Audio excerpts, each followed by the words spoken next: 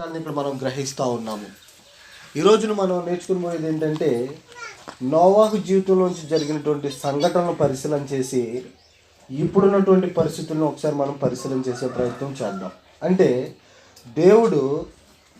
దేవుని యొక్క కృపా కనికరము ఆనాడు నోవాహు దినములలో ఎలాగుందో ఈ రోజున అంటే ఇవాళ తారీఖు ఎంత 24/2/2019 కూడా ఆయన కృప ఎట్లా ఉందనేటువంటి విషయాన్ని మనం లేఖనాల్లోంచి పరిశీలన చేద్దాం. గమనించినట్లయితే ఇక్కడ నోవాహుని గురించి ఏం తెలియజేయబడిందంటే నోవాహు నీతిపరుడుగా ఇక్కడ కనబడతా ఉన్నాడు, నిందారహితుడిగా తన తరములో జీవించినట్లుగా బ్రతుకుతూ ఉన్నాడు అన్నట్టుగా మనం ఇక్కడ గమనిస్తూ ఉన్నాం. అయితే నోవాహుని ఆ జరిగిన సందర్భం అంతా మనకు తెలుసును. నోవాహుని దేవుడు ఏ విధంగా రక్షించాడో కూడా మనందరికీ తెలుసు. ఇదంతా చరిత్ర ఇప్పుడు మనం నేర్చుకున్నాం కాబట్టి. అయితే ఇప్పుడు మనం నేర్చుకునేది ఏంటంటే ఆయన యొక్క ప్రేమ, ఆ కృప ఏదైతే ఉందో ఆ రోజున నోవాహు మీద ఎలాగ చూపించాడో నేటి క్రైస్తవ యుగంలో ఉన్నటువంటి మన మీద కూడా అలాగే చూపిస్తూ ఉన్నాడు అనే దాన్ని కొన్ని లేఖనాలను మనం పరిశీలన చేసే ప్రయత్నం చేద్దాం. మొదటిగా నోవాహు ఎలాగ రక్షించబడ్డాడు అనేటువంటి విషయాన్ని మనం పరిశీలన చేసినట్లయితే నోవాహు ఎలాగ రక్షించబడ్డాడమ్మా చూడండి. ఆయన కృపచేతనే రక్షించబడ్డాడనేటువంటి విషయాన్ని ఇక్కడ మనం గ్రహిస్తూ ఉంటాము. జరిగిన సందర్భాన్ని చూసినట్లయితే నోవాహు దినములలో పరిస్థితులు రోజులు ఎలా ఉన్నాయంటే 6వ అధ్యాయం నుంచి 7వ వరకు చదువుకుందాం. నరులు భూమి మీద విస్తరింపనారంభించిన తరువాత కుమార్తెలు వారికి పుట్టినప్పుడు దేవుని కుమారులు నరుల కుమార్తెలు చక్కని వారిని చూచి వారందరిలో తమకు మనసు వచ్చిన స్త్రీలను వివాహం చేసుకునేది. అప్పుడు యెహోవా, నా ఆత్మ నరులతో ఎల్లప్పుడూ వాదించదు, వారు తమ అక్రమ విషయంలో నరమాతృలై ఉన్నారు, అయినను వారి దినములు 120 ఏండ్లగున నేను. ఆ దినములలో నెఫీలులు అనువారు భూమి మీద నుండిరి, తరువాతను ఉండిరి. దేవుని కుమారులు నరుల కుమారులతో పోయినప్పుడు వారికి పిల్లలు కనిరి. పూర్వకాలమందు పేరు పొందిన సూర్యులు వీరే. నరుల చెడుతనము భూమి మీద గొప్పదనియు వారి హృదయం యొక్క తలంపులలో ఊహంతయు ఎల్లప్పుడూ కేవలము చెడ్డదనియు యెహోవా చూచి తాను భూమి మీద నరులను చేసినందుకు యెహోవా సంతాపము నుండి తన హృదయంలో నొచ్చుకొనేను. ఎలా ఉన్నాయమ్మ ఇక్కడ పరిస్థితులు? ఆ రోజున భూమి మీద మనుషుల్ని చేసినందుకే దేవుడు బాధపడతా ఉన్నాడు, సంతాపం చెందుతూ ఉన్నాడు. ఆ రోజుల్లో అక్కడ ఉన్నటువంటి మనుషులందరిలో కూడా దేవునికి నోవాహు ఎలా కనపడ్డాడంట? 8వ వచనం చదువుకున్నాం కదా ఇందాకడ. నోవాహు యెహోవా దృష్టి యందు కృప పొందిన వాడాయను అంటా ఉన్నాడు. గమనించండి, అంటే నోవాహు పట్ల దేవునికి జాలి, కృప, కనికరం అనేవి ఉన్నాయి. అక్కడ ఉన్నటువంటి మనుషులందరూ ఎలా ఉన్నారు? కానీ అసలు వీళ్ళని ఎందుకు పుట్టించానా అనేటువంటి బాధతో దేవుడు ఉన్నాడంటే వాళ్ళు ఎంత ఘోరమైనటువంటి స్థితిలో ఉన్నారో మనం ఇక్కడ పరిశీలన చేస్తూ ఉన్నాం. అయితే నోవాహు దేవుడిని కృపచేతనే రక్షించాడంటే తన కోసం ఒక వాగ్దానం చేశాడు. నీ కోసం నువ్వు ఒక ఓడ తయారు చేసుకుని నీ ఇంటి వారందరూ అందులోకి వెళ్ళండి అని అతనితో ఒక నిబంధన చేసుకున్నాడు. 18వ వచనంలో ఉంటుంది ఆ మాట. ఇక్కడ 6వ అధ్యాయం 18వ వచనంలో చూసినట్లయితే, అయితే నీతో నా నిబంధన స్థిరపరచుదును, నీవును నీతో కూడా నీ కుమారులను నీ భార్యయు నీ కోరండ్రును ఆ ఓడలో ప్రవేశింపవలెను అంటా ఉన్నాడు. అంటే దేవుడు ఇదంతా మనకు సందర్భం తెలుసును కాబట్టి అక్కడ ఉన్నటువంటి మనుషులందరిని బట్టి దేవుడు ఏం చేద్దాం అనుకున్నాడు? మొత్తాన్ని కూడా నాశనం చేసేద్దాము, తుఫాన్ తెప్పించి వర్షాన్ని రప్పించేటటువంటి ఆలోచన కలిగి ఉంటే అక్కడ ఉన్నటువంటి నోవాహు యొక్క స్థితిని బట్టి కేవలం అతను మాత్రమే రక్షించబడేదానికి అతనితో నిబద్ధన చేసుకున్నాడు. ఎందుకంటే అక్కడ ఉన్న మనుషులందరూ కూడా చెడిపోయి ఉన్నారు, కానీ నోవాహు మాత్రమే అక్కడ నీతిగా నడుచుకుంటున్నాడు. దేవుడు అంటే భయభక్తులు కలిగి నడుచుకుంటా ఉన్నాడు. అలాంటి సందర్భాల్లో ఈ రోజులు కూడా ఇవాళ కూడా ఎలా ఉన్నాయంటే అక్కడ ఉన్నటువంటి సందర్భం ఏంటి? మనుషులందరూ ఎలా ఉన్నారు? చెడిపోయి ఉన్నారు. ఇప్పుడున్న మనుషులందరూ ఎలా ఉన్నారు? చూడండి, రోమిలకు రాసిన పత్రిక 3వ అధ్యాయం 23వ వచనంలో ఏం తెలియజేస్తా ఉందో లేఖనం. రోమిలకు రాసిన పత్రిక 3వ అధ్యాయము 23వ వచనం ఒకసారి చదవండి. మన దినాలు ఎలా ఉన్నాయో కూడా తెలుస్తాయి. నోవాహు దినంలో కూడా అందరూ చెడిపోయినట్లుగా ఇక్కడ లేఖనాలు తెలియజేస్తూ ఉన్నాయి. ఇప్పుడు క్రైస్తవ యుగంలో ఉన్నటువంటి మనము కూడా ఉన్నప్పుడు పరిశీలన చేస్తే ఇక్కడ ఏమనుంది? 3వ అధ్యాయం 23వ వచనంలో, ఏ భేదమును లేదు, అందరూ పాపము చేసి దేవుడు అనుగ్రహించు మహిమను పొందలేకపోతా ఉన్నారు అంటా ఉన్నాడు. అంటే ఏ భేదం లేదు. అప్పుడు మనుషులు ఎట్లా ఉన్నారో చెడిపోయిన స్థితిలో ఉన్నారు, ఇప్పుడు మనుషులు కూడా అట్లాగే చెడిపోయిన స్థితిలో ఉన్నారు. ఏ భేదం లేదు, అందరూ పాపం చేసి దేవుడు అనుగ్రహించి మహిమను పొందలేకపోతా ఉన్నారు. కానీ ఆ పాపం వల్ల వచ్చే జీతం ఏంటనే విషయం కూడా మనకు తెలుసు. కాబట్టి 6వ అధ్యాయం 23వ వచనంలో ఉంటుంది. ఆ మాట చూద్దాం ఒకసారి. రోమిలకు రాసిన పత్రిక 6వ అధ్యాయం 23వ వచనంలో, ఏలయనగా పాపము వలన వచ్చు జీతము మరణము, అయితే దేవుని కృపావరము మన ప్రభు అయిన క్రీస్తు యేసునందు నిత్య జీవము అంటా ఉన్నాడు. అంటే ఇక్కడ మనం గమనిస్తూ ఉన్నాము, నోవాహు దినములలో పరిస్థితులు ఎట్లా ఉన్నాయో నేటి యుగంలో కూడా పరిస్థితులు అట్లనే ఉన్నాయి. అర్థమవుతా ఉంది అనుకుంటా ఉన్నా. మీకు అర్థం కాకపోతే మళ్ళీ ఒకసారి నాకు చెప్తే నేను మీకు వివరించే ప్రయత్నం చేస్తాను. ఎందుకనంటే గత వారం కూడా మిమ్మల్ని అడిగా, నేను లాస్ట్ టైం వచ్చినప్పుడు, అర్థమవుతుందా మీకు ఏమన్నా లోపాలు ఉంటే చెప్పండి నాకు, నేను సరి చేసుకుంటానని. మీరు ఎవరు చెప్పలా, ఒక ఆయన చెప్పాడు నాకు. స్పీడ్ చెప్పేస్తున్నారండి, కొంచెం తగ్గించుకుని చెప్తున్నారు. అట్లాంటివి ఏమైనా ఉంటే నాకు తెలియజేస్తే, ఇప్పుడు మనందరం నేర్చుకుంటా ఉన్నాం కాబట్టి ఉపయోగపడాలి కదా, మనం నేర్చుకునేది వినేది ఉపయోగపడాలి కదా. కనుక కొంచెం మీకు అర్థం కాకపోతే మళ్ళీ ఒకసారి చెప్పండి, నేను అడగొచ్చు, ఇబ్బంది లేదు. చూద్దాం ఇక్కడ ఏమంటా ఉన్నాడంటే, ఆ రోజున పరిస్థితులు ఎట్లా ఉన్నాయో, నోవాహు దినములలో పరిస్థితులు ఎట్లా ఉన్నాయో ఇవాళ కూడా అదే పరిస్థితుల్లో ఉన్నారు. అయితే దేవుడు ఏ విధంగా నోవాహు పట్ల కృప కలిగి నడుచుకున్నాడో ఇప్పుడున్నటువంటి మన పట్ల కూడా అదే విధమైనటువంటి కృప కలిగి నడుచుకుంటా ఉన్నాడు. దాన్ని మనం గ్రహించాల్సిన వారమై ఉన్నాం. చూడండి, మనము కూడా ఇప్పుడున్నటువంటి మనము కూడా కృప ద్వారానే రక్షించబడ్డామనేటువంటి విషయాన్ని లేఖనాల్లో పరిశీలన చేసినట్లయితే రోమిలకు రాసిన పత్రిక 5వ అధ్యాయము 8వ వచనంలో ఒక మాట ఉంటుంది, చూద్దాం. రోమిలకు రాసిన పత్రిక 5వ అధ్యాయము 8వ వచనం చూసినట్లయితే, అయితే దేవుడు మన ఎడల తన ప్రేమను వెల్లడిపరచుచున్నాడు. మనం ఎలాంటి వారం? ఏ భేదం లేదు, పాపం చేసి అందరం దూరంగా ఉన్నాం దేవునికి. అయితే దేవుడు ఏం చేస్తా ఉన్నాడంటే ఇప్పుడు మన ఎడల తన ప్రేమను వెల్లడపరిచాడు. ఎట్లా వెల్లడపరిచాడు? మనం ఇంకనూ పాపులమై ఉండగానే క్రీస్తు మన కొరకు చనిపోయాను. గమనించండి, ఇక్కడ గమనిస్తూ ఉన్నామా? మనం పాపులంగానే ఉన్నాము. ఆ రోజు నోవాహు ఏ విధంగా కృప చూపించాడో ఈ రోజు కూడా మన పట్ల అదే కృప చూపిస్తూ ఉన్నాడు, అదే ప్రేమ వెల్లడి చేస్తూ ఉన్నాడు. ఎట్లా చేశాడంటే ఇక్కడ నోవాహుని ఆ రోజు ఓడ ద్వారా రక్షించాడు, ఇక్కడ మనల్ని ఈ రోజున క్రీస్తు ద్వారా రక్షిస్తూ ఉన్నాడు అనేటువంటి విషయాన్ని మనం గ్రహిస్తూ ఉంటున్నాం.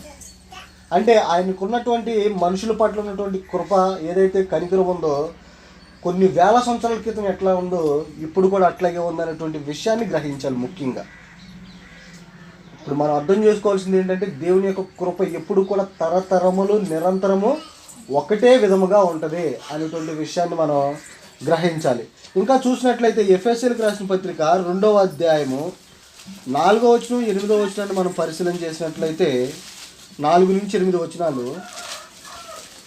ఎఫెసీయులకు రాసిన పత్రిక 2వ అధ్యాయము 4 నుంచి 8 వచనాలు మనం పరిశీలన చేద్దాము. అయినను దేవుడు కరుణా సంపన్నుడై ఉండి మనము మన అపరాధముల చేత చచ్చిన వారమై ఉండినప్పుడు సైతము మన ఎడల చూపిన తన మహాకృపను ప్రేమ చేత మనలను క్రీస్తుతో కూడా బ్రతికించెను. కృపచేతనే మీరు రక్షింపబడి ఉన్నారు. క్రీస్తు యేసునందు ఆయన మనకు చేసిన ఉపకారము ద్వారా అత్యధికమైన తన కృపా మహదైశ్వర్యమును రాబోవు యుగములో కనపరిచే నిమిత్తము క్రీస్తు యేసునందు మనలను ఆయనతో కూడా లేపి పరలోకమందు ఆయనతో కూడా కూర్చుండబెట్టెను. మీరు విశ్వాసము ద్వారా కృపచేతనే రక్షింపబడి ఉన్నారు. ఇది మీ వలన కలిగినది కాదు. నోవాహు నీతిగా బ్రతికాడు. యథార్థంగా ఉన్నటువంటి విషయాన్ని బట్టి నోవాహుకి రక్షణ కలిగింది ఆ రోజున. ఈ రోజున మనం కేవలము ఆయన అనుగ్రహించిన ఉచితమైన కృపను బట్టే మనందరము కూడా రక్షణ పొందామనేటువంటి విషయాన్ని గ్రహిస్తూ ఉండాలి.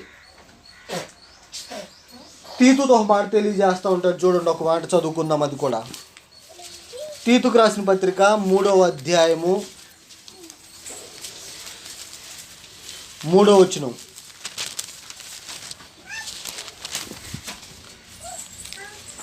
తీతుకు రాసిన పత్రిక 3వ అధ్యాయము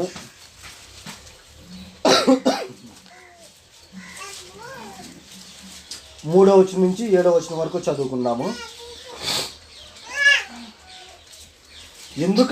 ఎందుకనగా మనము కూడా మునుపు అవివేకులమును అవిధేయములను మోసపోయిన వారమును నానా విధములైన దురాశలకును భోగములకును దాసులమునై ఉండి దుష్టత్వమునందున్న అసూయయందును కాలము గడుపుచు అసహ్యులమై ఒకరినొకరు ద్వేషించుచు ఉంటిమి గాని మన రక్షకుడైన దేవుని యొక్క దయయు మానవుల ఎడల ఆయనకున్న ప్రేమయు ప్రత్యక్షమైనప్పుడు మనము నీతిని అనుసరించి చేసిన క్రియల మూలముగా కాక తన కనికరము చొప్పునే పునర్జన్మ సంబంధమైన స్నానము ద్వారాను పరిశుద్ధాత్మ మనకు నూతన స్వభావము కలుగజేయుట ద్వారాను మనలను రక్షించెను.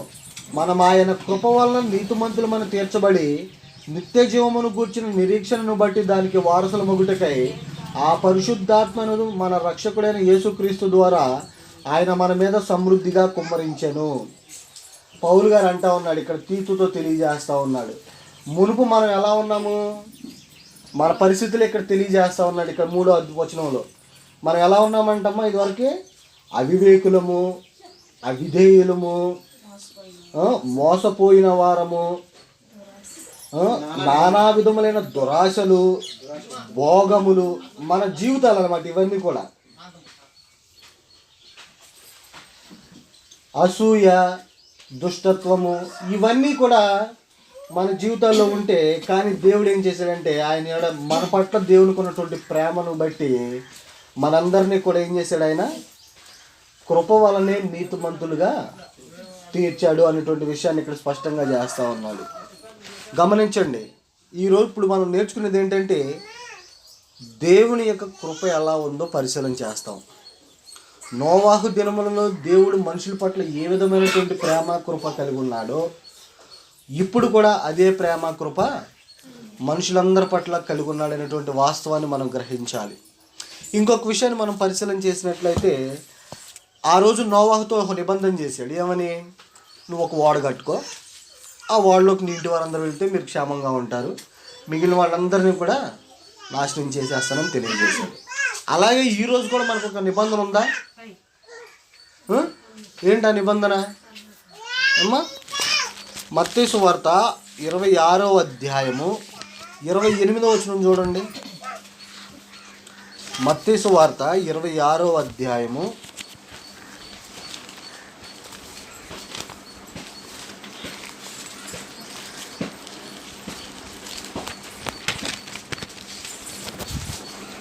28వ వచనం చూసినట్లయితే,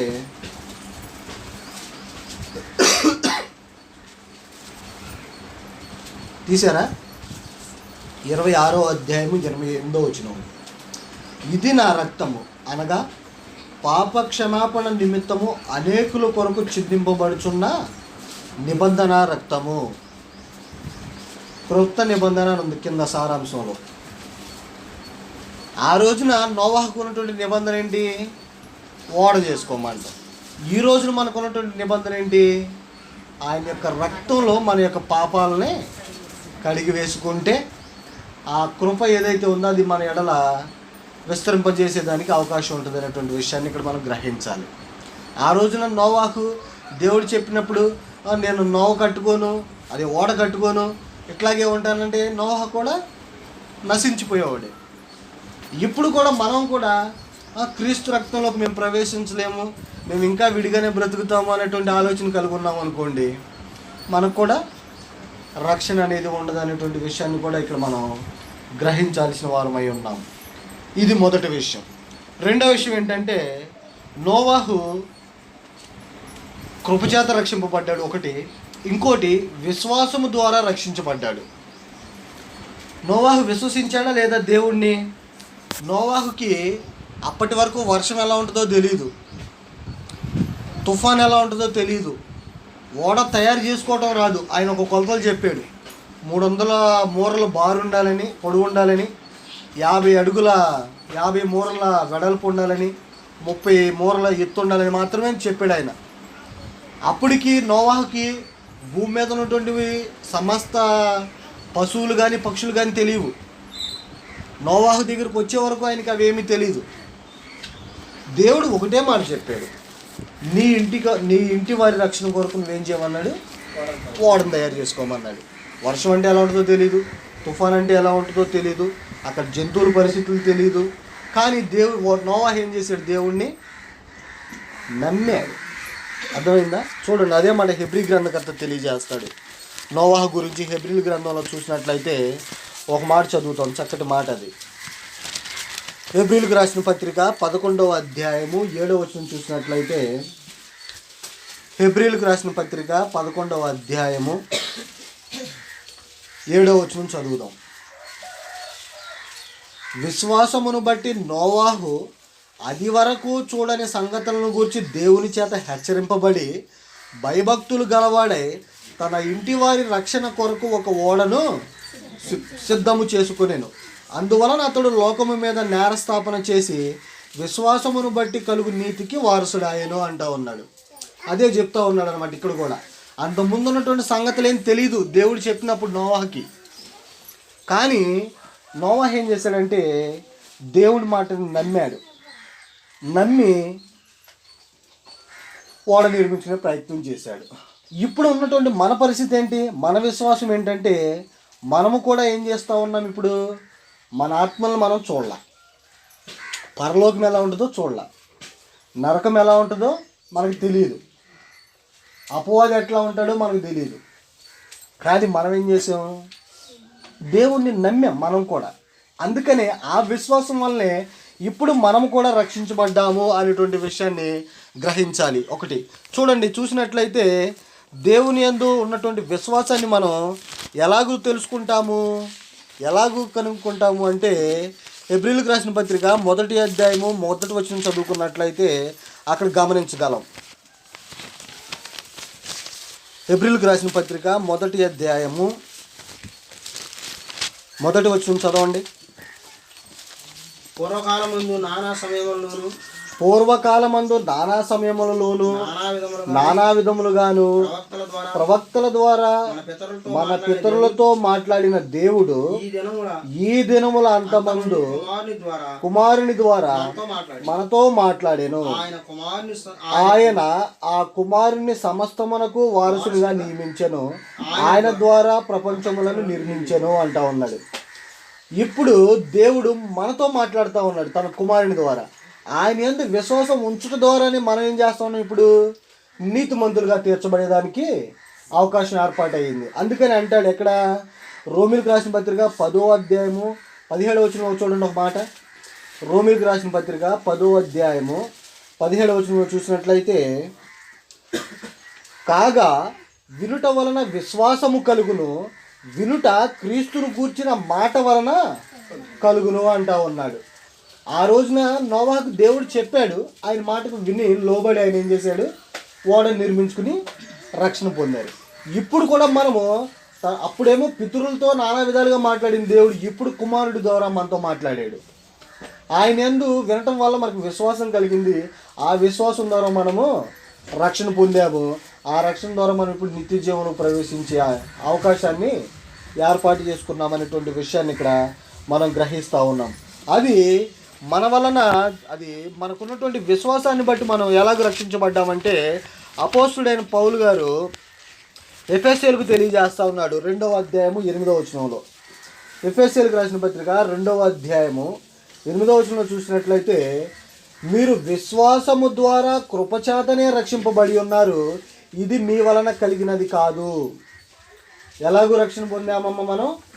విశ్వాసము ద్వారా. ఇంతకడ దేవుని కృప ద్వారా రక్షణ పొందాం మనం. ఆయన మన ఎడల ప్రేమ చూపించి తన కుమారుని మనకు అనుగ్రహించడం ద్వారా, ఆయన రక్తాన్ని మన కొరకు చిందించడం ద్వారా రక్షణ పొందాం. ఇప్పుడు విశ్వాసము ద్వారా, ఆయన కుమారుని యందు విశ్వాసం ఉంచడం ద్వారా మనం అందరం కూడా రక్షణ పొందాము అనేటువంటి విషయాన్ని ఇక్కడ మనం గ్రహిస్తూ ఉన్నాము. అలాగే యోహాను సువార్తలో కూడా ఇంకొక మాట చదువుదాం. యోహాను సువార్త 3వ అధ్యాయము 16వ వచనం చూద్దాం ఒకసారి. 6వ వచనం 16. యోహాను సువార్త 3వ అధ్యాయము 16వ వచనం చూసినట్లయితే ఇక్కడ తెలియజేస్తా ఉన్నాడు చూడండి అమ్మా. దేవుడు లోకమును ఎంతో ప్రేమించెను కాగా ఆయన తన అద్వితీయ కుమారునిగా పుట్టిన వాని యందు విశ్వాసం ఉంచు ప్రతివాడును నశింపక నిత్య జీవము పొందినట్లు ఆయనను అనుగ్రహించెను. గమనిస్తూ ఉన్నారా? ఆయన కుమారుని యందు విశ్వాసం ఉంచిన ప్రతివాడు కూడా నశింపక నిత్య జీవం పొందుతాడు అనేటువంటి విషయాన్ని ఇక్కడ తెలియజేస్తూ ఉన్నాడు యోహాను కూడా. గమనించండి, విశ్వాసము. ఆ రోజున నోవాహు విశ్వాసం ద్వారానే రక్షించబడ్డాడు. ఈ రోజున మనం కూడా తన కుమారుని యందు విశ్వాసం ద్వారానే రక్షించబడతా ఉన్నాం అనేటువంటి విషయాన్ని ఇక్కడ మనం గ్రహిస్తూ ఉన్నాము. ఇంకొక విషయాన్ని చూద్దాం. విశ్వాసం అంటే ఏంటి ఏమ్మా? విశ్వాసం అంటే ఏంటి? నేను దేవుడు నాకు చెప్పాడు ఈ మాట, నేను విన్నాను. నోవాహుకి దేవుడు మాట చెప్పాడు, నోవాహు విన్నాడా? ఆ విన్నది మనకి ఎట్లా తెలిసింది?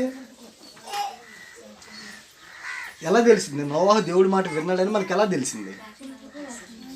ఓడ నిర్మించుకున్నాడన్న విషయాన్ని మనం చదివాం కాబట్టి దేవుడు చెప్పిన మాటకి ఆయన విశ్వసించి ఆ ఓడ తయారు చేసుకున్నాడు అనేటువంటి విషయాన్ని ఇక్కడ మనం గ్రహిస్తూ ఉన్నాం. అట్లానే మనము కూడా విశ్వాసం ఉంచుతున్నాం. దేవుడిని విశ్వాసం ఉంచుతున్నాం అనేది ఆ విశ్వాసాన్ని ఎలాగూ బయలుపరుస్తాం, ఎలాగూ తెలియపరుస్తాం అంటే చూడండి, యాకోబు రాసిన పత్రిక 2వ అధ్యాయము 14వ వచనం చూస్తాం. యాకోబు రాసిన పత్రిక 2వ అధ్యాయము 14వ వచనం చూద్దాం.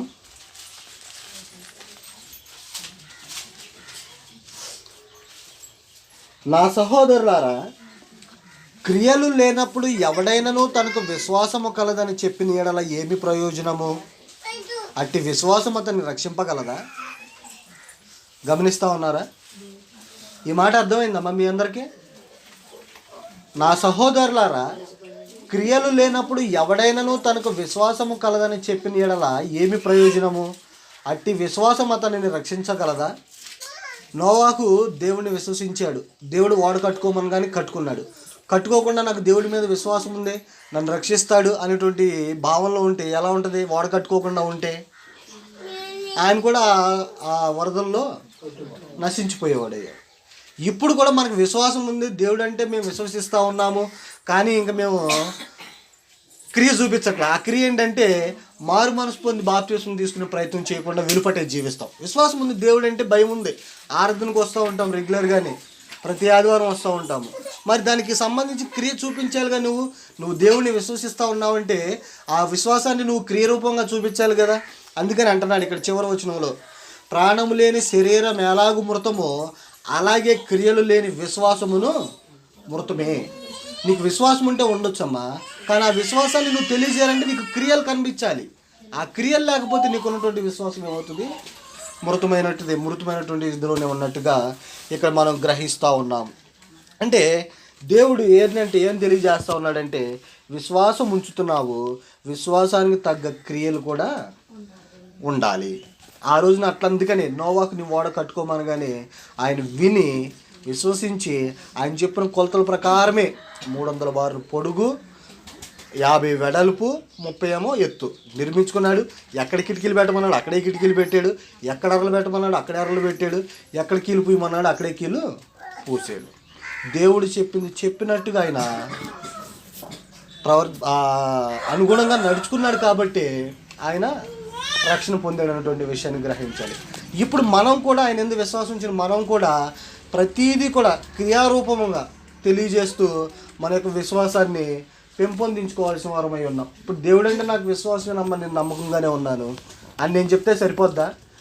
మీరు నన్ను గ్రహించాలంటే అజయ్ ఇలా ఉన్నాడు, ఇలా దేవుడు అంటే విశ్వాసం భయము భక్తితో బ్రతుకుతూ ఉన్నాడు అంటే మీరు ఎలా చెప్తారు? నన్ను చూసి నేనేం చేస్తూ ఉన్నాను, నేనేం పని చేస్తూ ఉన్నాను, సంఘం కొరకు ఏం చేస్తూ ఉన్నానా, లేకపోతే ఇతరుల పట్ల ఎలా నడుచుకుంటా ఉన్నానా, అవన్నీ నన్ను మీరు అబ్జర్వ్ చేస్తేనే కదా, నన్ను చూస్తేనే కదా మీరు చెప్పగలుగుతారు.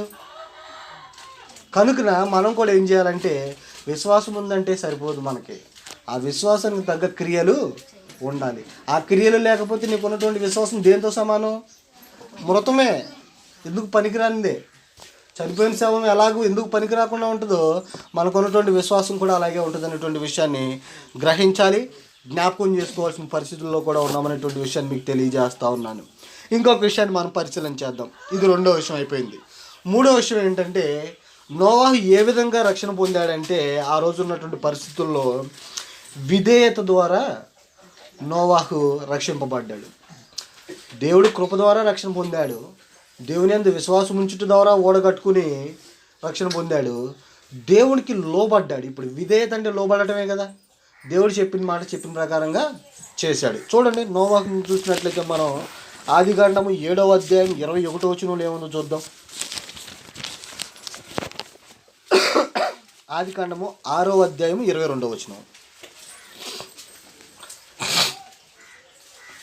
ఆదికాండము 6వ అధ్యాయము 22వ వచనం చూసినట్లయితే, తీసారా?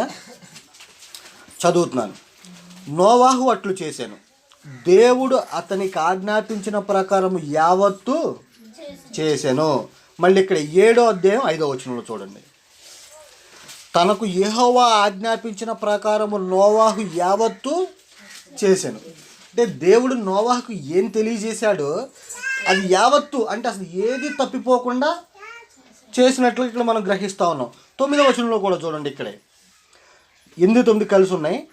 దేవుడు నోవాహునకు ఆజ్ఞాపించిన ప్రకారము పవిత్ర జంతువులలోను అపవిత్ర జంతువులలోను పక్షులలోను నేలను ప్రాకు వాటన్నిటిలోనూ మగది ఆడది జతలుగాను ఓడలోనున్న నోవాహు నొద్దకు చేరెను. గమనిస్తూ ఉన్నారా? అంటే దేవుడు నోవాహు ఏ విధంగా ఆజ్ఞాపించాడంటే ప్రతి జాతిలో ఒక మగది ఒక ఆడది రప్పించమని చెప్పాడు. అట్లాగే అతని దగ్గరికి వచ్చిన అన్నింటినీ కూడా ఆయన చేర్చుకున్నాడు. అవి మంచివైనా సరే చెడ్డమైనా సరే అక్కడ ఏం ఆలోచించలా. దేవుడు చెప్పాడు, దేవుడు చెప్పిన దాని ప్రకారం అతను నడుచుకుంటా ఉన్నాడు. ఇక్కడ 16వ వచనం కూడా చూడండి. ప్రవేశించినవన్నీ దేవుడు అతనికి ఆజ్ఞాపించిన ప్రకారము సమస్త శరీరాలలో మగదియు ఆడదియు ప్రవేశించెను. అప్పుడు యెహోవా ఓడలో అతనిని మూసివేసెను అంటా ఉన్నాడు. అంటే ఏదైతే దేవుడు తనకి ఆజ్ఞాపించాడో, ఏదైతే చేయమని చెప్పాడో నోవాహు అట్లే యావత్తు జరిగించాడు. ఏ మాత్రం తేడా లేకుండా. అంటే ఆయనకు అనుకూలంగా ఉన్నట్టుగా కట్టుకోలేదు ఆయన. దేవుడు ఎట్లా కట్టమన్నాడో అట్లాగే కట్టాడు. ఎన్ని సంవత్సరాలు పట్టింది నోవాహుకి ఓడ తయారు చేయడానికి తెలుసా? ఏమ్మా, నోవాహుకి ఓడ కట్టుకోవడానికి ఎన్ని దినాలు పట్టిందో తెలుసా మీకు ఎవరికన్నా? తెలీదా? ఎన్ని సంవత్సరాలు? 100 సంవత్సరాలు పట్టింది. 100 సంవత్సరాలు మనం బ్రతకం అనుకోండి, 100 సంవత్సరాలు పట్టింది నోవాహుకి. చూస్తారా ఆ మాట?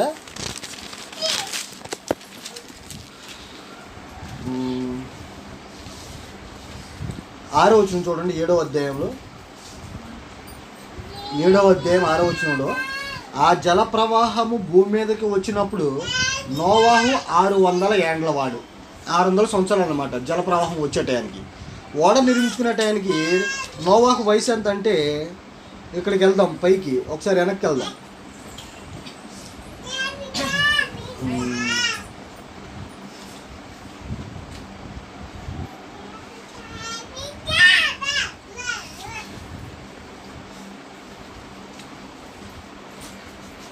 ముప్పై 32వ వచనం చూడండి. 5వ అధ్యాయంలో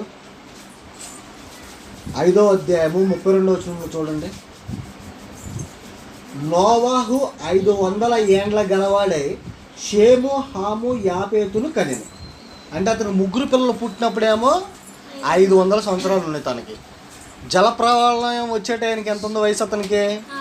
600 సంవత్సరాలు ఉంది. అంటే ఈ 100 సంవత్సరాలు ఏం చేశాడంటే ఆయన దేవుడు తనకు ఆజ్ఞాపించిన పని యావత్తు చేశాడు కాదు, యావత్తు చేశాడు. దేవుడు ఎట్లా ఆజ్ఞాపించాడో నోవాహు ఖచ్చితంగా అట్లానే పనిచేశాడు. 100 సంవత్సరాలు పనిచేశాడు. అలాంటి బాధ్యత మనందరికి కూడా రావాలనేది మన యొక్క ఆశ, సంకల్పం కూడా మనందరికీ కూడా. చూసినట్లయితే ఆ రోజున నోవాహు దేవుడు చెప్పినట్టు మొత్తం అట్లాగే చేశాడు. ఇప్పుడు మనం కూడా విధేయత కలిగి నడుచుకుంటూ ఉన్నామా దేవుని పట్ల అంటే మనం కూడా విధేయత కలిగే నడుచుకుంటూ ఉన్నాం. ఆ విధేయత మనకు ఉంది కాబట్టే, దేవుడికి మనం లోబడ్డాం కాబట్టే ఈరోజు మనం ప్రభు సంఘంలో చేర్చబడ్డాం. చూద్దాం ఆ విషయాలు కూడా మనం పరిశీలన చేసినట్లయితే యోహాను రాసిన మొదటి పత్రిక 5వ అధ్యాయము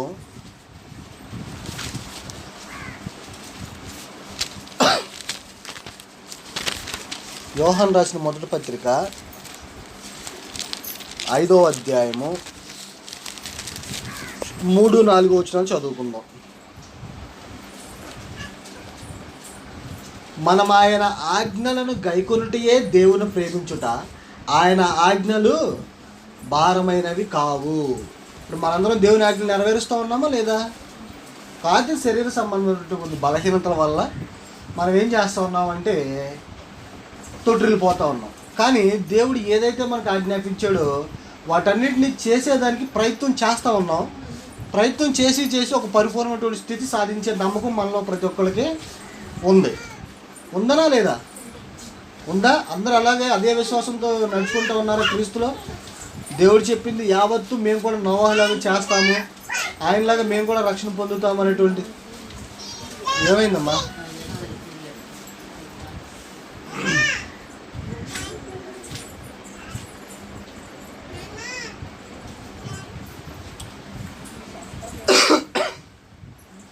చూడండి, అంటే గమనిస్తామా? ఆయన ఆజ్ఞలు గైకొనటం అంటే ఆయన ప్రేమించడమే. ఇప్పుడు మనం ఆయన ప్రేమిస్తూ ఉన్నాం కదా, మనం ప్రేమిస్తూ ఉన్నాం కాబట్టి ఆయన ఆజ్ఞలన్నింటి మనం నెరవేర్చే ప్రయత్నం చేస్తూ ఉన్నాం. కాబట్టి మనము కూడా విధేయత కలిగి నడుచుకున్నాము. ఆ విధేయత ఎవరి దగ్గర నేర్చుకున్నాం మనము? ఆ విధేయత మనం ఎవరి దగ్గర నేర్చుకున్నాము? ఎవరి దగ్గర నేర్చుకున్నారు మీరు? యేసుక్రీస్తు ప్రభు దగ్గర చూసి మనం నేర్చుకున్నాం. చూడండి, హెబ్రీయులకు రాసిన పత్రిక 5వ అధ్యాయము 8-9 వచనాలు చూసినట్లయితే ఇక్కడ తెలియజేయబడతా ఉంది. క్రీస్తునందు విశ్వాసం ద్వారానే కదా మనందరం ఇప్పుడు నడుచుకుంటూ ఉన్నాము, ఆయన పోలేగా నడుచుకుంటూ ఉన్నాము మనము. చూడండి, 5వ అధ్యాయము 8-9 వచనాలు మనం పరిశీలన చేసినట్లయితే, ఆయన కుమారుడై ఉండి తాను పొందిన శ్రమల వలన విధేయతను నేర్చుకొనెను, మరియు ఆయన సంపూర్ణ సిద్ధి పొందినవాడై మెల్కీసెదెకు యొక్క క్రమంలో చేరిన ప్రధాన యాజకుడని దేవుని చేత పిలువబడి తనకు విధేయులైన వారందరికీ నిత్య రక్షణకు కారకుడాయను. ఈయన కుమారుడై ఉండేటువంటి పరిస్థితి విడిచిపెట్టి ఏం చేశాడంటే శ్రమలు పొంది విధేయత నేర్చుకున్నాడు. ఇప్పుడు ఆయన ఎందుకు విశ్వాసం ఉంచిన మనందరము కూడా మనల్ని రక్షించడానికి ఆయనే నిత్య కారకుడయ్యాడు అనేటువంటి విషయాన్ని ఇక్కడ మనం గ్రహిస్తూ ఉన్నాం. ఎట్లా రక్షించబడ్డాం? నువ్వు కానీ, నేను కానీ, మీరు కానీ, నేను కానీ ఎట్లా రక్షించబడ్డాం? ఆయన ఎందుకు విధేయత కలిగి నడుచుకుంటాన్ని బట్టే కదా. అరే నా పాపాల కోసం ఈయన చనిపోయాడనే కదా, ఆ భావంతోనే కదా మనందరం బాప్తిస్మం తీసుకుని మన పాపాలు కడిగి వేసుకున్నాము. అంటే ఇప్పుడు మనం క్రీస్తుకు లోబడ్డాం కాబట్టి మనకి రక్షణ అనేది కారణమైంది అనేటువంటి విషయాన్ని మనం కూడా గ్రహిస్తూ ఉన్నాం. ఆ రోజు నోవాహు దేవుడి మాటకు విధేయత చూపించాడు కాబట్టి ఆ జలప్రళయం నుంచి తప్పించుకున్నాడు అనేటువంటి విషయాన్ని గ్రహిస్తూ ఉన్నాం. ఇంకా విషయం మనం పరిశీలన చేసినట్లయితే అదే విధేయత ద్వారా మనం రక్షణ పడ్డాం. ఎలాగంటే చూడండి, మార్కు సువార్త 16వ అధ్యాయం 16వ వచనం. ఈ మాట మనందరికీ తెలిసిన మాటే కదా. మార్కు సువార్త 16వ అధ్యాయము 16వ వచనం. మీ అందరికీ తెలిసిన మాట ఇది. చూతారు ఈ మాట అంటారు. 16వ అధ్యాయం 16వ వచనం.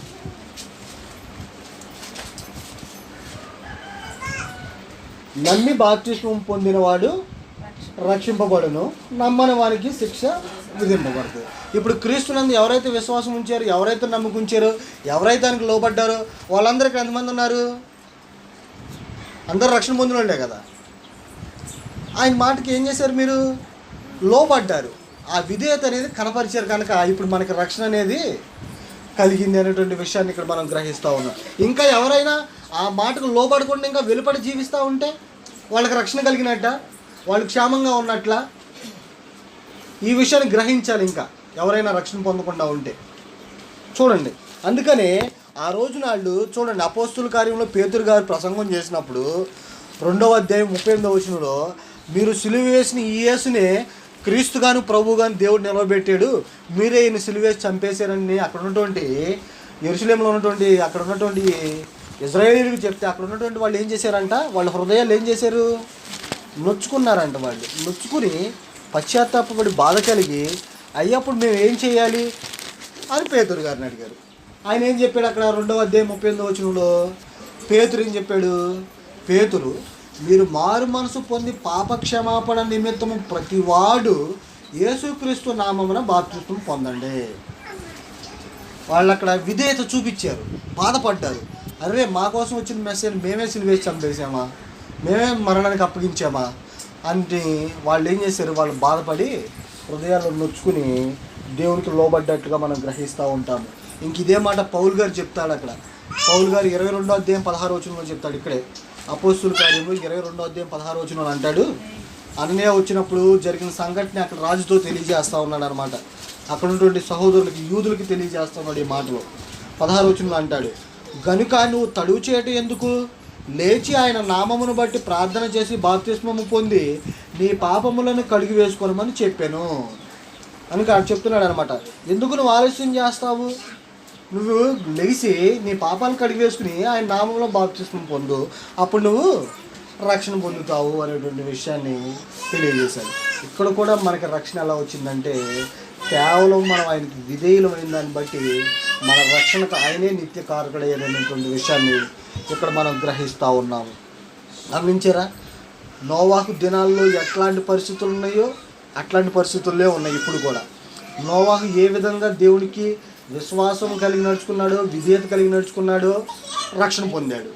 ఇప్పుడు కూడా ఇప్పుడున్నటువంటి పరిస్థితుల్లో కూడా ఎవరైతే క్రీస్తునందు విశ్వాసం ఉంచుతున్నారో, ఎవరైతే ఆయన పట్ల ఆయన ఆజ్ఞలను గనుకుంటూ ఆయనకు విధేయులుగా నడుచుకుంటూ ఉన్నారో, నమ్మకం ఉంచి బ్రతుకుతూ ఉన్నారో, వాళ్ళందరూ కూడా రక్షణ పొందిన స్థితిలో ఉన్నారు ఇక్కడ. ఇంకెవరైతే విశ్వసించకుండా వెలుపట ఉన్నారో వాళ్ళు ఇంకా రక్షణ పొందాల. అర్థమవుతుంది కదా, మనం గమనిస్తూ ఉన్నాం కదా. కనుక ఈ విషయాలు అప్పుడు ఎలాంటి పరిస్థితులు ఉన్నాయో ఇప్పుడు కూడా అలాంటి పరిస్థితులే ఉన్నాయి. అప్పుడు ఒక ప్రమాదం ఉంది, ఇప్పుడు కూడా ఒక ప్రమాదం ఉందా? ఉంది. అది కూడా చూద్దాం. నోవాహు అక్కడ ఉన్నటువంటి పరిస్థితులు అంటే ఆ యొక్క విధ్వంసం, ఆ యొక్క జలప్రయాణం నుంచి రక్షించబడ్డాడు. ఇప్పుడు రేపొద్దున రాబోయే జలప్రయాణం అంటే దాని నుంచి మనం తప్పించుకోవాలి కదా. ఆ యుగ సమాప్తి ఎలా ఉంటుందో కూడా చూసేద్దాం. చూస్తే మనకు ఒక అవగాహన వస్తుంది. చూడండి, ఆదికాండము 7వ అధ్యాయము 21, 23 వచనాలు చూద్దాం. అప్పుడు ఉన్నటువంటి పరిస్థితులు అన్నమాట ఇవి. ఆదికాండము 7వ అధ్యాయము 21వ వచనం నుంచి 23వ వచనం వరకు చదువుదాం. ఆదికాండము 7వ అధ్యాయం 21వ వచనం నుంచి 23వ వచనం వరకు చదువుతున్నాను.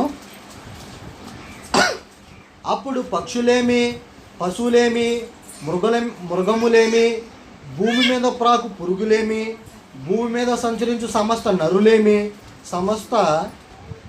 సమస్త శరీరులేమి, సమస్త నరులేమి చచ్చిపోయేరి. పొడి నేల మీద ఉన్న వాటన్నిటిలోనూ నాసికా రంధ్రములలో జీవాత్మ సంబంధమైన ఊపిరి గలవన్నీ చనిపోయాను. నరులతో కూడా పశువులను, పురుగులను, ఆకాశ పక్షులను, నేల మీద ఉన్న జీవరాశులన్నీ తుడిచివేయబడిను. అవి భూమి మీద నుండకుండా తుడిచివేయబడిను. నోవాహును అతనితో కూడా ఆ ఓడలోనున్న మాత్రము మిగిలిండెను. దేవుడు మాటకి ఎవరైతే విని లోబడి ఆ ఓడలోకి ప్రవేశించాడో, దేవుడు ఏర్పాటు చేసిన ఏవైతే పశువులు ఆ పక్షులన్నీ ఏవైతే ఓడలోకి వెళ్ళాయో వాళ్ళు మాత్రమే జీవించారు. మిగతా అందరూ కూడా ఎవరు లేరు. ఇంకా మనుషుల్లో అయితే 8 మంది, మనుషుల లెక్క మాత్రమే 8 మంది. ఆ పశువుల లెక్క లేదు కాబట్టి ఇక్కడ మనకు తెలియదు. ఆ ఉన్నటువంటి సమస్త ప్రాణులన్నీ కూడా రక్షణ పొందాయి. ఒక్కొక్కటి ఒక్కొక్క పేరు చొప్పున, ఒక జంట చొప్పున అన్నీ కూడా రక్షించబడ్డాయి. గమనించండి, అక్కడ ఉన్న మనుషులందరూ ఏమయ్యారు? తుడిచిపెట్టుకుపోయారు అనమాట. అట్లాంటి పరిస్థితుల్లో ఇప్పుడు రాబోతూ ఉన్నాయి మనకు కూడా. చూడండి, పేతురు గారు తెలియజేస్తూ ఉన్నాడు. పేతురు రాసిన మొదటి పత్రిక 3వ అధ్యాయం 20వ వచనంలో ఏమంటాడంటే, నోవాహు గురించి సాక్ష్యం తెలియజేస్తూ ఉంటాడు. ఇక్కడ 3వ అధ్యాయం 20వ వచనంలో, 3వ అధ్యాయం 20వ వచనంలో చూసినట్లయితే, దేవుని దీర్ఘశాంతము ఇంకా కనిపెట్టుచుండినప్పుడు పూర్వము నోవాహు దినములలో ఓడ సిద్ధపరచబడుచుండగా అవిధేయులైన వారి యొద్దకు, అనగా చెరలో ఉన్న ఆత్మల యొద్దకు ఆయన ఆత్మస్వరూపిగానే వెళ్ళి వారికి ప్రకటించాడు. 100 సంవత్సరాలు ఈయన ఓడగట్టుకుంటా ప్రళయం రాబోతుంది, దేవుడు భూమిని నాశనం చేస్తాడని చెప్పి ఎంతమందికి చెప్పుంటాడు. అదే మాట ఇక్కడ చెప్తున్నాడు అనమాట. ప్రకటించాడు, ఆత్మరూపిగా వెళ్ళి ప్రకటించాడు అంటున్నాడు అనమాట. తర్వాత చూసినట్లయితే ఆ ఓడలో కొందరు అనగా 8 మంది నీటి ద్వారా రక్షణ పొందారు. అక్కడ ఉన్నటువంటి వాళ్ళల్లో లోబడిన వాళ్ళు ఎంతమంది ఉన్నారు? నోవాహు కుటుంబం మాత్రమే. నోవాహు, అతని భార్య, అతని 3 కొడుకులు, 3 కోడళ్ళు, వీళ్ళు మాత్రమే దేవుని యొక్క మాటకు లోబడి రక్షణ పొందినట్లుగా ఇక్కడ మనం పరిశీలన చేస్తూ ఉన్నాం. ఇప్పుడు మనం చూసినట్లయితే 21వ వచనం చదువుదాం. మనకి దానికి సాదృశ్యమైన బాప్తిస్మము ఇప్పుడు మిమ్మును రక్షించుతున్నది. అదేదనగా శరీర మాలిన్యము తీసివేయట కాదు, కానీ యేసుక్రీస్తు పునరుత్థాన మూలముగా దేవుని విషయము నిర్మలమైన మనస్సాక్షినిచ్చు ప్రత్యుత్తరమే. అప్పుడు దానికి సాదృశ్యంగా ఏదైతే జలప్రళయం ఉందో ఆ నీటి ద్వారా ఏ విధంగా అయితే 8 మంది రక్షించబడ్డారో, ఇప్పుడున్నటువంటి కార్యక్రమం ఏంటంటే బాప్తిస్మం అనే కార్యక్రమం ద్వారా మనందరం కూడా రక్షణ పొందుతూ ఉన్నామనేటువంటి విషయాన్ని మనం ఇక్కడ గ్రహిస్తూ ఉండాలి. కనుక ముందు పెద్ద ప్రమాదం ఉందనేటువంటి విషయాన్ని మనం గ్రహించాం కదా. 3వ అధ్యాయం 3వ వచనంలో చూడండి. ఇక్కడే పేతురు రాసిన 2వ పత్రికలో చూసినట్లయితే ఆ రోజు జలప్రళయం గురించి మనకు తెలుసు. ఏమి మిగల్చకుండా తుడిచిపెట్ట వేయబడిందని మనం చదువుకున్నాం. పేతురు రాసిన 2వ పత్రిక 3వ అధ్యాయము 3వ వచనం నుంచి చదువుతున్నాను 7వ వచనం వరకు చూడండి. అంత్య దినములలో అపహాసకులు అపహించుచు వచ్చి తమ స్వకీయ దురాశల చొప్పున నడుచుకొనుచు ఆయన రాకడను గూర్చిన వాగ్దానమేమాయను? పితరులు నిద్రించినది మొదలుకొని సమస్తమును సృష్టి ఆరంభమున్నట్టే నిలిచున్నదే అని చెప్పుదురని మొదట మీరు తెలుసుకోవాలి. అక్కడ నుండి అపహాసకులు వస్తారంట. చూడండి ఏమంటున్నారు, చూడండి వాళ్ళు ఏమంటున్నారంటమ్మా, రాకడను గూర్చిన వాగ్దానం ఏమైంది? దేవుడు వస్తున్నాడు కదా రెండోసారి, ఇంకా ఏమైంది అని అడుగుతారంట. ఇంకా అంటారంట చూడండి,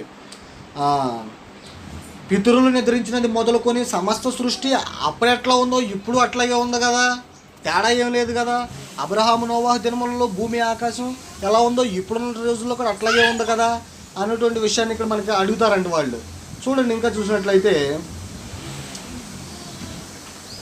ఏలయనగా పూర్వము నుండి ఆకాశం ఉండిననియు నీళ్లలో నుండి నీళ్ల వలన సమకూర్చబడిన భూమియు దేవుని వాక్యమున కలిగిననియు వారు బుద్ధిపూర్వకముగా మరుతురు. ఆ నీళ్ల వలన అప్పుడున్న లోకము నీటి వరదలో మునిగి నశించెను. అప్పుడుందమ్మా, గమనిస్తూ ఉన్నారా? ఏమంటున్నాడు? ఆ నీళ్ల వలన అప్పుడున్న లోకము నీటి వరదలో మునిగి నశించింది. అయితే ఇప్పుడున్న ఆకాశమును భూమియు భక్తిహీనుల తీర్పును నాశనమును జరుగు దినము వరకు అగ్ని కొరకు నిల్వ చేయబడినవే అదే వాక్యము వలన భద్రము చేయబడి ఉన్నాయి. అప్పుడు నీళ్లు, ఇప్పుడేంటి? అగ్ని. నీళ్ల ప్రవాహం, జలప్రళయం వచ్చిందని మనం చదువుకున్నాంగా. అగ్ని ప్రవాహం కూడా వస్తుందని రాసిందిగా. అంటే వస్తుందా రాదా? ఖచ్చితంగా వస్తుంది. అగ్ని ప్రమాదం వచ్చిందంటే ఎవరు కూడా మిగిలే ప్రసక్తే ఉండదు అనేటువంటి విషయాన్ని ఇక్కడ మనం గమనించాలి. కనుక మనం ఏం చేస్తూ ఉన్నామంటే ప్రకటన గ్రంథం 21వ అధ్యాయం 6వ వచనంలో కూడా మాట చదువుకుంటాం. ప్రకటన గ్రంథము 21వ అధ్యాయము 6వ వచనం కూడా చూసినట్లయితే,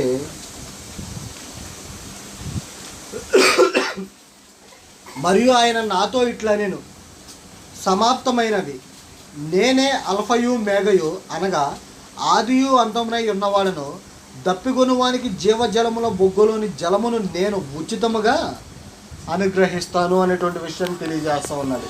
అల్ఫయు మేఘ అంటే ఆది అంతం ఆయనే. అప్పుడు సృష్టి సృజించక ముందు ఎలా ఉన్నాడు, సృష్టి అంతం అయిపోయిన తర్వాత కూడా ఉంటాడు. కానీ ఇక్కడ ఆయన ఏమంటున్నాడంటే, ఆయన యందు ఆ నమ్మకున్న వాళ్ళకి ఆ జలాన్ని ఆయన ఉచితంగా అనుగ్రహిస్తాడు. అంటే ఆయన యందు ఎవరైతే విశ్వాసం కలిగి నడుచుకుంటారో వాళ్ళందరినీ ఉచితంగా ఫ్రీగా రక్షిస్తాడనేటువంటి విషయాన్ని ఇక్కడ మనం గ్రహించాల్సిన వారమై ఉన్నాం అన్నమాట. ఇంకా ఎవరైతే ఆయన వాక్యానికి లోబడకుండా ఉంటారో ఖచ్చితంగా వాళ్ళందరూ ఏమవుతారు? నశించిపోతారు. ఇప్పుడు గమనిస్తూ ఉంటాము, మన ఆయుష్కాలం ఎంత? అప్పుడు 120 ఏండ్లే అని చెప్పాడు దేవుడు ఇందాక మనం చదువుకున్నప్పుడు. తర్వాత మనం చదువుకున్నట్లు వస్తూ ఉంటే క్రమేపీ ఏమైంది?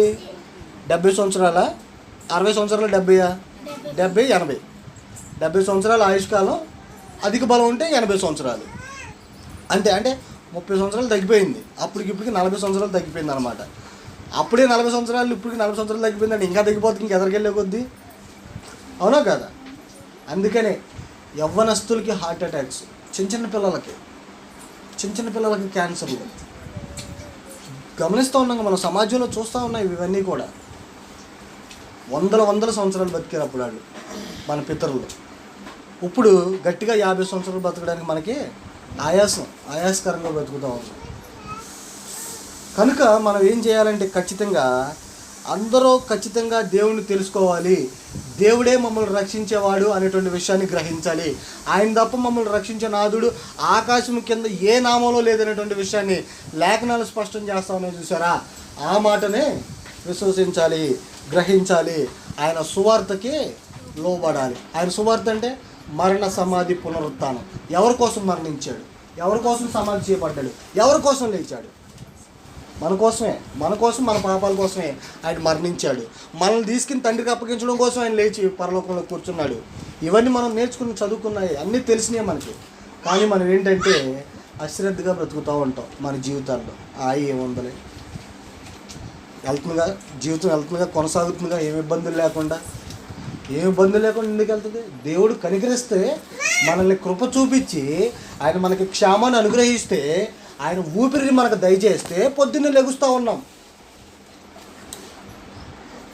ఏమాత్రమైనా ఒక రోజు ఆయన కనికరించకుండా వదిలేస్తే మన పరిస్థితులు అంతే. దానిలో ఏం లేదు.